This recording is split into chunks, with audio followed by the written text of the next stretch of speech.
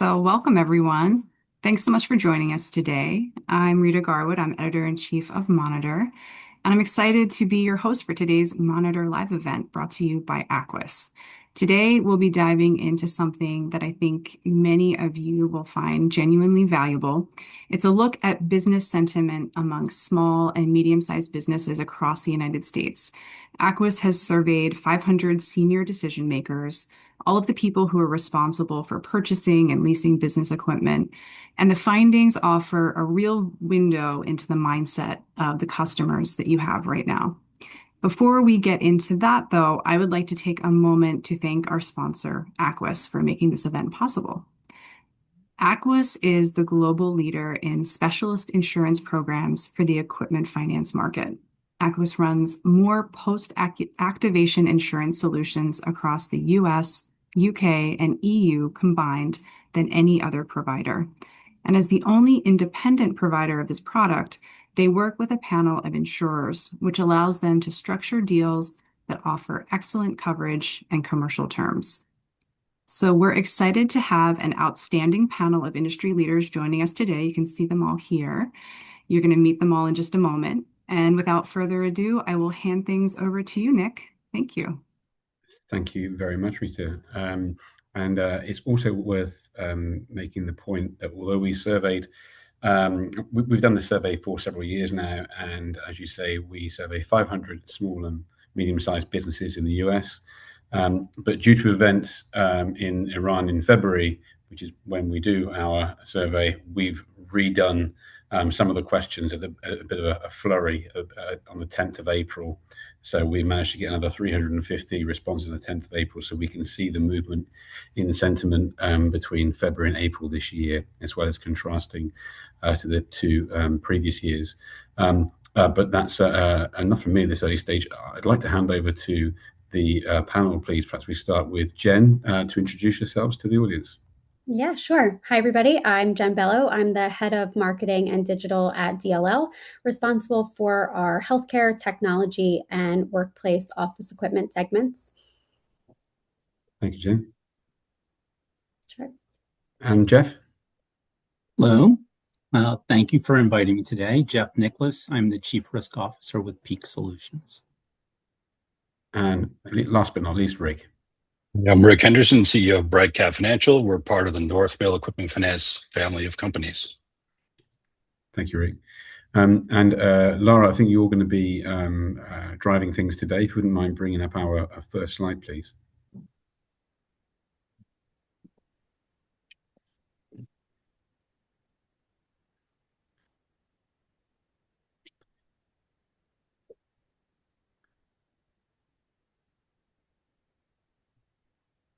Wonderful. So this is probably the headline slide, really, which is optimism and pessimism, if you like, in the US SMB market. As you can see on the left there, optimism seems to be dropping.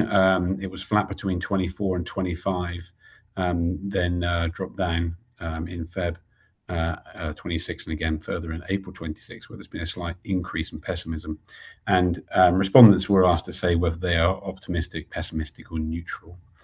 The most interesting slide, I think, comes next when we net one off from the other. So if you wouldn't mind moving us on.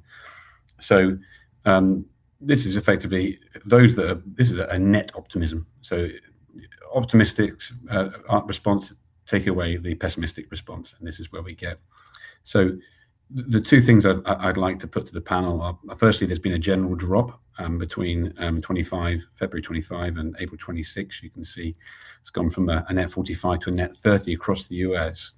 And I'll ask you to elaborate on what's going on in the Northeast and why you guys are so pessimistic up there, because all three of you are up in that region, two in Philly and one in Boston, I know. So perhaps, Jen, I can hand over to you first. Yeah, sure. I also think, Nick, your comment around the amount of people that surveyed so quickly right after one another is also pretty telling indicator that people are willing to talk about these things and that it's top of their mind. So I think that's also directional as well. But for me, what I would describe the sentiment right now is as cautiously optimistic. So there is still a strong desire around the intent, and that 55% is still a really good indicator. Although it's softened, it's still a really good one from my perspective. For me, what I think is a bit more the shift in behavior that we're seeing. So maybe it's a bit more scrutiny around investments. Maybe it's some more sophistication or a bit more savviness when it comes to the buying, or looking for a different experience. Maybe they're looking for things that are a bit more digital in nature, requiring some flexibility, which is really where our industry plays a great partner there from a flexibility perspective. So I think the softening is as expected and normal. I think the response and the engagement is positive and shows the direction that people are thinking in. And I guess I lean a little bit more in the optimistic camp here, and would say cautiously optimistic is where I would place things. And the data does align with some of the other industry indicators that we look at, some conversations we'd had as a group looking at the ELFA and the indicators they reference, seeing similar things, an increased level of uncertainty, but not this, widespread pessimism. So businesses haven't lost confidence. They haven't stopped believing in growth. It's maybe that they're being a bit more measured and intentional in understanding that growth needs to come with a level of thought and protection. So I think that's where I would see from our customers' perspective. I think I might say something a little similar before we get into the regional stuff. And I'm really interested to hear thoughts on that. But I think it's uncertainty. I would definitely not say pessimism. Yeah. I think this level of optimism, but what we're finding is our customers just don't know what to do, right? They're talking to our sales team saying, we're not sure yet. We don't know how to operate in the environment. It's been very confusing. And this has been going on for a while. And this is in the context of businesses being squeezed. And we're seeing pronounced periods of caution. So I think cautiously optimistic is good. That the result for our business has been little pockets where things slow a bit and then they pick back up just due to this uncertainty, I think. And the businesses are getting pressure from all sides. Right. But maybe more so in the Northeast. Absolutely, in the Northeast. Very, very good point for the three of us who live it every day, both in our personal lives and professional lives, and see how businesses have really changed. So when we see this slide, you can see the stark difference in the Northeast. So when I see those things, and at least from my perspective and from what we're experiencing with the business, is the Northeast being the most mature of the markets that were surveyed. You do see, when you're in those markets, you usually will see, because of the high operating environments in terms of costs and availability of resources and the lower margins, you see usually a little more of a first reaction there. But the one thing that really does stand out to me is the stark difference here. So usually and what we have been seeing is you do see fundamentals. So you do see the shift over multiple years where the Northeast is lower, but an event, and maybe it is the events of February. But to me, this is one that we are going to be monitoring much more closely. But 2% net optimism is a very low metric. The other thing that I see here is also in the South. The South has a big movement, but if you would see, a lot of it was through areas of growth, post a lot of population move and investment coming out of COVID, the first half of this decade.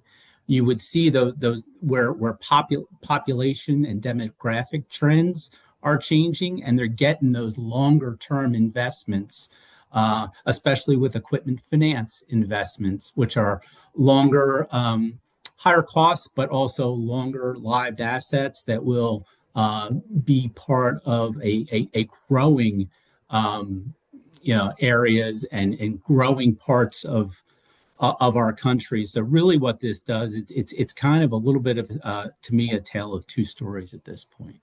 One, I think fundamentally, is a longer term shift, and another one is short term, over the last 60 days, what has happened in the Northeast. Thank you, Jeff. And of course, that big move from 18 a net position of 18 to 2 in the northeast, and the audience won't be surprised to know that we've had obviously had a pre-brief last week on this data, and I'm going to ask the question again: is what is it about the northeast that's different? And I'm not an American, as you'll tell from my accent, and you could easily say it's our proximity to the UK, and we're all miserable, and that's why it's so pessimistic in the northeast. But is there an essence that the northeast is more connected internationally, perhaps on average, than other parts of the US, and it's more acutely aware of perhaps global factors more so than other parts. And that's by no means accusing other parts of the US to be ignorant, of course not. But there's a strong link between Philadelphia, New York, Boston, etc., to Europe, and I wondered whether it's sort of strong international elements of that region, which makes it more susceptible to global macroeconomic and political movements. It could be. I mean, you could definitely also think that there could be more of this cash squeeze. It's already very expensive in the Northeast. So perhaps it's maybe more pronounced when there's uncertainty periods like this. But I found it striking, though, to see I was not expecting that stat. Right. So right. I think one of the things you hit on there, Rick, and you uncertainty. When there is uncertainty, and just to go back to the point I made earlier, in a more mature market, when you have uncertainty and a lower operating margin, you tend to be a little more cautious. So I think, to me, this stands out as something to look at and proceed. And I think most of the from what we're seeing is proceeding with caution, cautiously optimistic versus maybe some higher levels of optimism in an earlier period, especially in the South. And probably a final point on this slide for me is it's quite nice to see that, at least on balance, everywhere is more optimistic than it is pessimistic, because I promise you there are some places that's not the case outside of the US. Laura, could you move this on to the next slide, please? This one's a little bit tricky, which I'll try to explain this. Each of the respondents was given a list of factors that they feel could negatively impact their business, or which are the most challenging for their business in the coming year. And they are asked to pick 3. And we then rank them as to which one has been picked most frequently. And I think if we open up as you can see, it's not a huge change. There's the two things that have come in, if you like, from regulations in 2025, and cash flow in April, but not February this year, has jumped right up, which is interesting. But the usual suspects, supply chain, competition, and talent, seem to be ever present. Any surprises there from the panel? No, it actually seems to track well. The surprise would be managing cash flow popping up all of a sudden. That's interesting. It seems natural that it would fit there. Look what it's sitting in between: intense competition, supply chain issues, trying to acquire and retain talent, rising costs. Cash flow seems to be the core issue. I was surprised that it just popped up in April, where it had not been in the top 3 before. And interesting, Rick, one of the other answers that's not made the top 3, but also access to funding jumped up. So a third of respondents had it, but then it jumped up to 41% have put it in there. And that access to funding and cash flow are obviously linked, and that could be a good opportunity for the leasing business to support those businesses. Well, that absolutely tracks. So I was surprised to see managing cash flow pop up just in April, but it makes sense. And I think, I don't get the sense that small business owners are concerned that it's getting more difficult to access capital. I think it feels that the need to have that optionality is more present for them today. They're feeling these real pressures, the uncertainty we've talked about, the squeeze. Look at increasing costs. These, by the way, track perfectly to the customers we lend to. Supply chain, increased competition, increasing costs in general. Their cash flow squeezed. Dipping into cash is not really a tenable option for most of them. Credit lines are becoming quite popular. But we're seeing borrowers, interestingly, do a lot of water testing with us. Could I have access to capital? Would it be available? They may not take it immediately because they're still uncertain about the need. But it seems to be a peace of mind issue. So that's why I think it probably is a raising concern. Not that there's a sense that access is lower, but that access is more critical right now. So it's more front of mind. Does that make sense? Yeah. It does. Yeah. I'd even say that there's a difference between access and managing. So I think the access to capital maybe isn't something that's a top concern because there are funding options, galore. We're going to talk on that in a bit. So I won't get too into that at this point, but it's maybe managing that. So what capital do I use for what, and where do I pull on other financing levers that make sense for how I want to structure my capital outlay as a financing strategy, not necessarily that. So I think access and management of capital can be viewed a bit differently here, so that they're making sure they're not regretting the direction that they use. So if it is capital through a line of credit or through a lease or through your credit card, that they're making the right choice for their business strategically. Because we are seeing small businesses become a bit more strategic, not your typical mom and pops anymore. Right. That's a great Preservation of point. capital is Yeah. maybe how maybe we can frame that versus long-term obligations, shorter-term obligations. Rick, our business is also gone from having our working capital line of credit product as a complementary product to a strategic product within our business in the past 2 years. So companies willing to commit to short-term obligations versus long-term. We also see that on the equipment finance side, shorter-term lease agreements.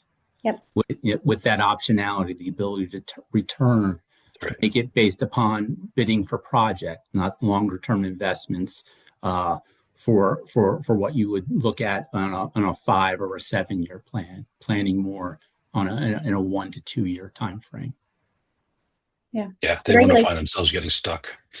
Mm-hmm. I was going to say the regulation jump out is a unique one for me that caught my attention when first looking at the data, just as a reminder of how connected our industry is to the economy and what happens in the world around us and how immensely it does impact what we do.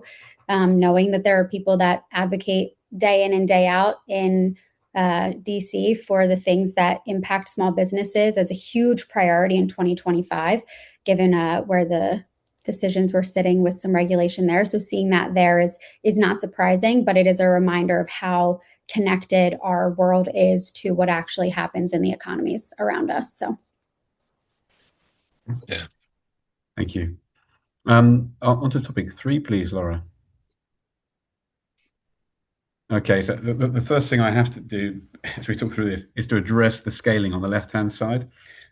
If we put it from 0 to 90, it would look like a flat line, which makes it pretty difficult to talk around. But as you can see, we've asked how likely is your business to invest in new business equipment or assets to support its growth within the next year. So it's important to frame that again. It is investing in equipment to support growth. So growth and investment together, which I think independently they would be key indicators of a healthy economy. But when you put them together, there's every reason to see this as a positive number. So before I hand over to the panel, it is a reduction from 88 to 80% say they will invest in new business equipment to grow their business in the next 12 years, which I think is a fantastic figure. Even though it's dropping, it's still a fantastic figure. But perhaps if I could hand over to you, Jeff, to respond to that first. Certainly, I share that. I think while the confidence is softer than it previously was, 80% investment over a 12-month period of time, I think, is still pretty robust. Cautious optimism, maybe, to go back to the first question that we asked, and even maybe referencing that a little bit, and maybe even some of the things that if I would pull in some additional data, the ELFA Foundation had done a 2026 economic outlook that they had published based upon data from the first 3 quarters of 2025. And what they did is they were a little bit prescient in this, and they saw there will be certain verticals industry and market segments where they potentially would see continued growth, but then also some stabilization and some weakness. But when we look at some very specific industries, agriculture, construction, energy, and the electrical infrastructure that goes into energy. Think about data centers, AI, those types of things. That investment has remained strong and is strong over the next 12 months. Other industries, industrial, medical, and maybe this also ties into some of the geographic differences and where new and emerging economies are coming versus more mature ones, like we're seeing in the Northeast. It's a story that ties into industry as well as geography. And I think what businesses, and even with the second answer we did, cash flow, resiliency, and being able to manage access to capital are all things they're interplaying with each other right now. And what struck me, that was very good summary. What struck me is first of all, the scale. The numbers are still very strong. And then basic concept is unless you're shuttering the business, you're still investing to some degree, right, in equipment, whether it's just to, you've got, you're avoiding obsolescence, you've got, equipment that's at end of life, or, and this is where the little linchpin here is, you add it in to support business growth. Because not everybody is planning on growing necessarily in this uncertain year, but it could be, that's another reason for it. It's still an 80% kind of a number. But new equipment's part of both maintaining and growing businesses, and these numbers are pretty solid. That's how I read it. I just see uncertainty pushing it down. Yeah, I couldn't agree more. I think that 80% is still very telling. And when you think about an SMB and how they run their business, maybe a bit differently than a large company, for them, not investing is probably a bigger risk. And that's why investing probably for them remains something that's top of their mind, regardless of, the macro or geopolitical pressure that they might be feeling. They have a little bit more of that. If you don't keep up, someone will outpace you energy behind them as a smaller or a medium-sized business that a larger enterprise company might be able to get away with delaying or not doing something with that pressure or that tension. So they're investing, but they're not going to do it in a reckless way. And maybe they're shifting their focus on their investments. So maybe, to Jeff's point, it might be looking at different things that they're investing in. It could be around protecting productivity or controlling costs, or maybe reducing some dependency on some people or processes, things like that. But I don't think that even for an SMB, regardless of where they fall on that scale, would view equipment or technology as something that's something they can pass up their investment in. It's pretty non-discretionary for how they operate.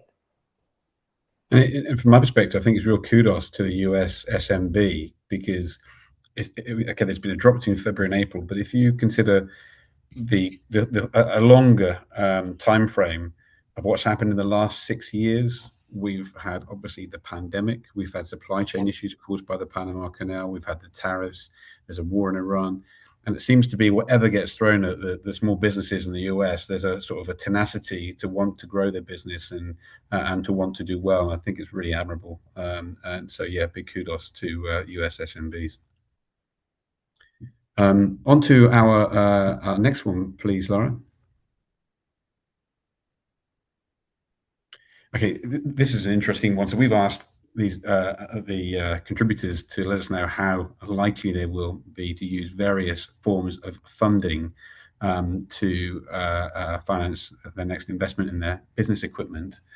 As you can see, the 5 answers were cash in the bank, credit card, secured loan, unsecured loan, and then leasing or equipment finance. I say equipment finance is bottom of the list currently, but it's nice to see that the trend is upwards, so more people are becoming aware of it. And we've talked about access to funding further up and cash flow further up. So I wondered, perhaps, Rick, if you'd like to come in here and explain the opportunities that the leasing industry can provide the Yeah. expertise in this regard? I'd start by saying that those percentages for equipment finance are still quite strong. It's a kind of a single use financing tool.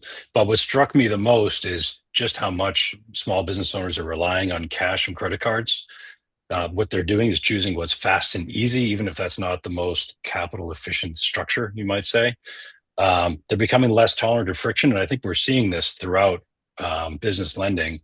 Equipment finance is still very popular, as I was saying, particularly for seamlessly operated vendor-driven programs. It's very, very smooth. I do think there's an opportunity for us and equipment finance companies, we work very closely with them, to bring more of a consumer-like buy now, pay later experience to the process of small business lending in general.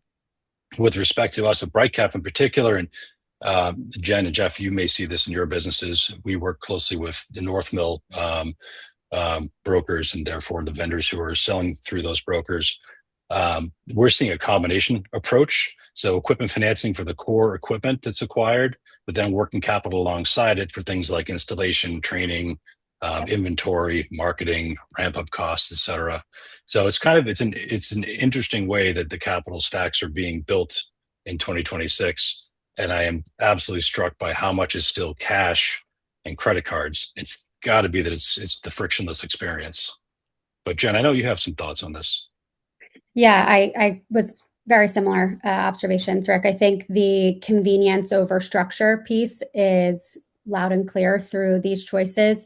I think it's not because leasing is necessarily unattractive, but maybe it's less familiar to them.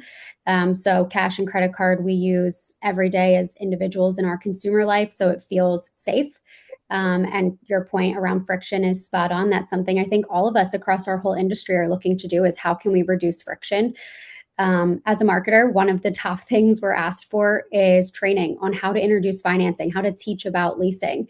I think that's also pretty telling and would span across into an SMB space of helping them understand, and understanding drives decision making. So reframing leasing as not one of your financial options, but maybe more as, Jeff, something you'll probably love to hear, as a risk management tool, and that it's cash preservation. So it helps them in that, political or economic environment that they maybe can't have as much forecasting into. It helps them preserve some cash. It helps them match funding to the asset's life cycle, reduces some downtime concerns, and really aligns with the way they go to business that cash and credit card might not, even though it gives them that flexibility, what feels like flexibility. I think there's some big value to a lease, and that understanding and getting through that flexibility concern, I think, is a big one. What can leasing do to pull the customer away from using a credit card? Because I'm not as intertwined into the leasing industry as each of you are, but I do know that a credit card is a very expensive way of achieving credit. It is frictionless. You don't have to make an application for credit each time you take a finance. It's not linked to anything specific, but also the interest rates tend to be a little bit higher. So what can you do to tease people away and attract them more to leasing away from other sources of funding? I would try and answer that this way, and I think the use of credit card for small businesses, I think this ties back to something that Rick said, is you want to have multiple options in terms of how you're financing and how you're financing your longer life equipment or leasing that longer life use-based equipment.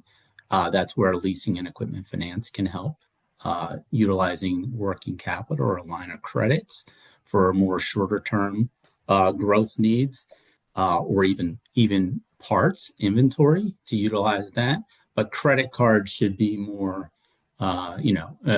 shorter term duration in terms of borrowing, where you would need some of that ease of access. But education, as Jen has talked about, opportunities to talk to our customers, and at any point we have the opportunity to talk to our customers to give them those options to say, fixing a longer term cost for a longer term asset versus having variability in costs and utilization of those resources and the higher price sensitivity, because the higher cost of a credit card would be all things that we should talk about. Yeah, absolutely. It's really about positioning leasing as a way to align the investment that 80% of them said they still want to make with the access to cash flow that they all said that they need with risk management. And that's something that you don't get from cash or credit card outlay. So I think that's that education piece is a big one there to get that across. Great, thank you.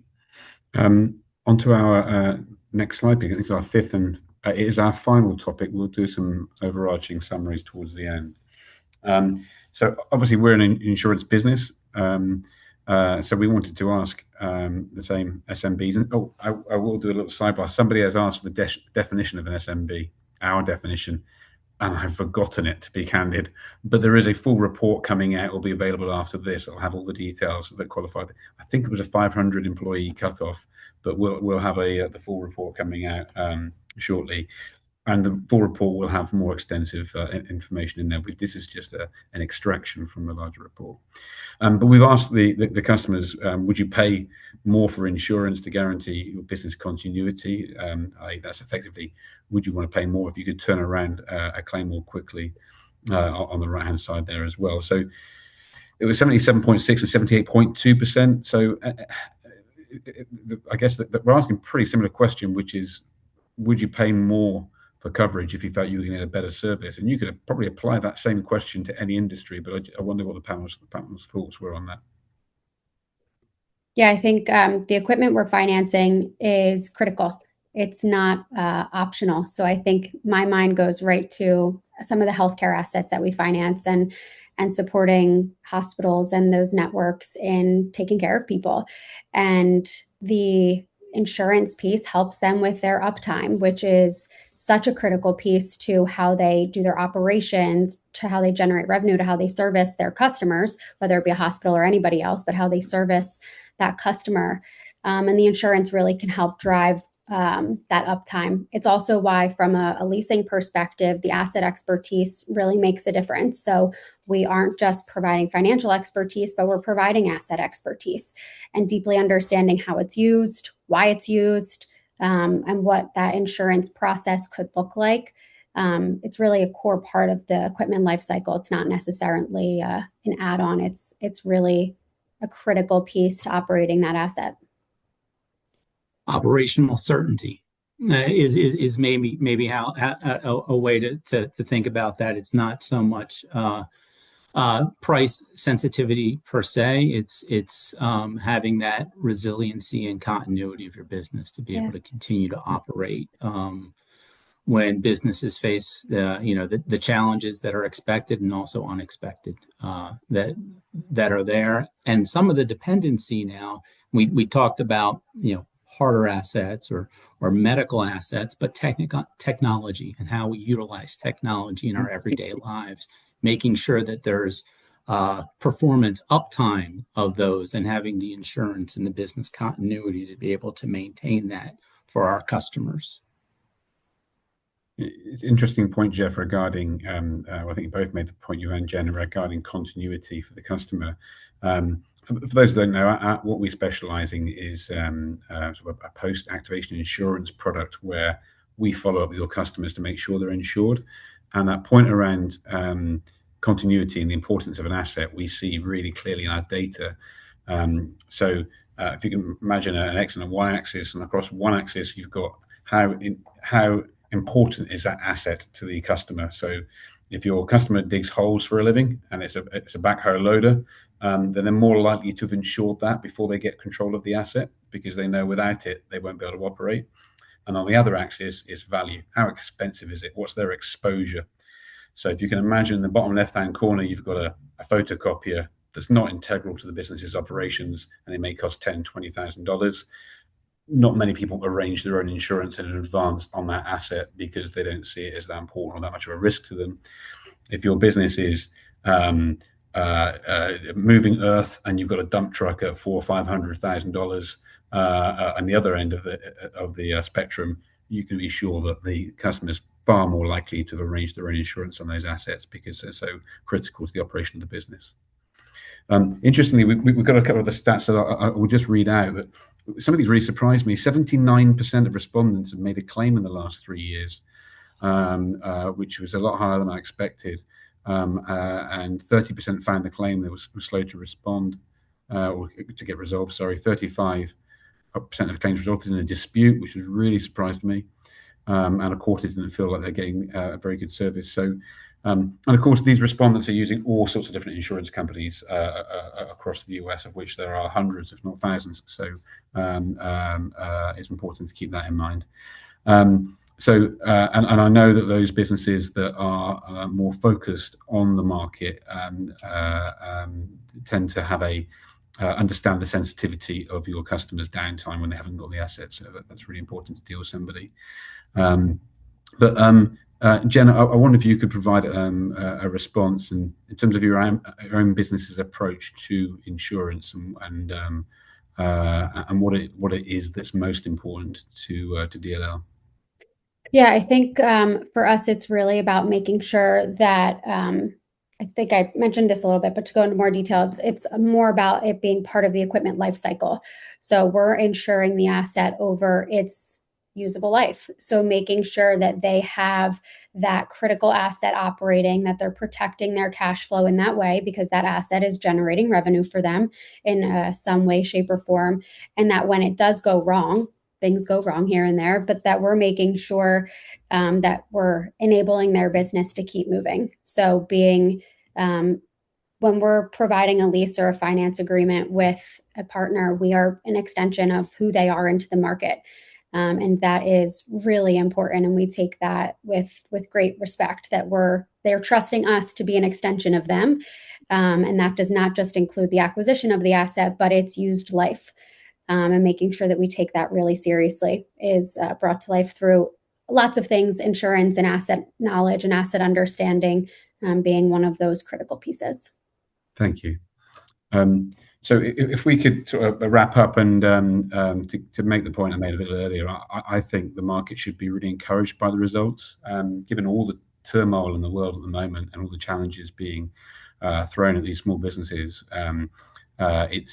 It's really difficult, and yet the market seems buoyant. It seems keen to do business. It'd be really interesting to see where we are at a similar time next year.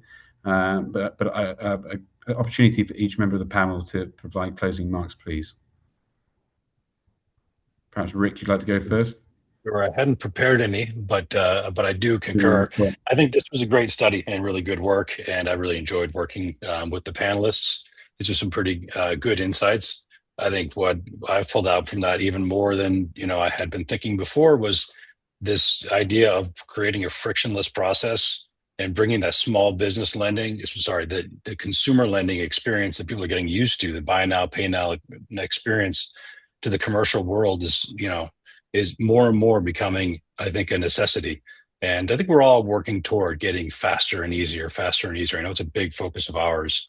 But thank you for having me on the panel. I really appreciate it. No, thank you. And rather than expose you all to the wrap up, because I think I've taken enough time, I will extend my thanks to each of you for contributing today. Rita, you asked me to close off with some remarks regarding Monitor before I finish, and I did warn you that I would forget them, but I wouldn't forget to bring you in. So perhaps this is a time for you to bring that piece now. Yeah, I just wanted to thank everybody for joining the event today. Thanks for taking the time to listen to the panel and dig into these insights with us.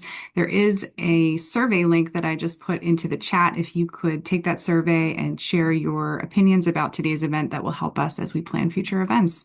Thanks to everybody. Thank you, panelists. Thank you, Nick, for joining today and for giving us this presentation. We really appreciate it. Thank you, everybody. Thank you all. Enjoy the rest of your day. Thanks, everybody.